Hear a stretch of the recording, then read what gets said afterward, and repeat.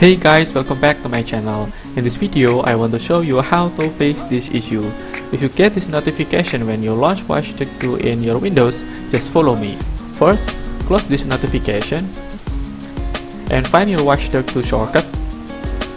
Right click on it, Properties, and this Properties, find Target and click on it and type this command space dash ex underscore launcher and apply it, continue and OK, and then launch your Watchdog 2 again.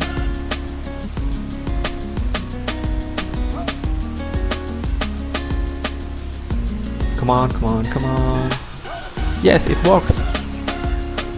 Okay guys, that's all my video. If you like this video, don't be shy to like, comment and subscribe my channel. Thanks for you guys and good luck.